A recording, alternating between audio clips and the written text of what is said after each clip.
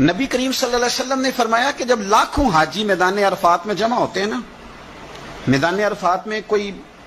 بہت عالیشان بندوبست آج بھی نہیں ہے، آج بھی لوگ چٹائیوں پہ بیٹھتے ہیں،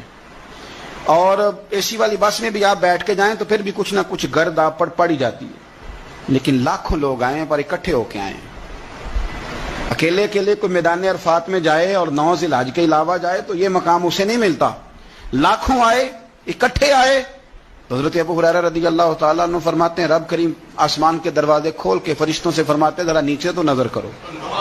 فرشتے دیکھتے ہیں نیچے تو اللہ فرماتے ہیں ان کے چہروں پر گرد ہے، یہ بڑے بڑے بنگلوں میں رہنے والے، ان کی حالت دیکھو کتنی آج خستہ ہے، گویا تم نے تو کہا تھا نا یہ فساد پھیلائیں گے، تو فرشتوں مجھے بتاؤ یہ اربوں پتی، یہ مفتی، یہ صوفی، یہ علامہ، یہ شیخ، یہ پیر، یہ اتنے بڑے لوگ یہ کدھر آئے ہیں بتاؤ؟ تو فرشتے عرض کرتے ہیں اللہ تجھے راضی کرنے آئے، یہ لاکھوں لوگ گھر بار چھوڑ کے تجھے راضی کرنے آئے۔ تو میرے نبی پاک علیہ السلام فرماتے ہیں پھر رب فرماتا ہے تم گواہ ہو جاؤ میں نے ان سب کو دوزخ سے آزاد کر کے ان کے لیے جنت کا فیصلہ کر لیا۔ اگلے لفظ سنیں گے تو اور خوش ہو جائیں گے۔ نبی پاک علیہ السلام فرمانے لگے، حضور فرمانے لگے رب فرشتوں سے فرماتا ہے انہیں بھی بخش دیا ہے، اور جن جن کے لیے دعا کریں گے میں ان سب کی بھی مغفرت فرما دوں۔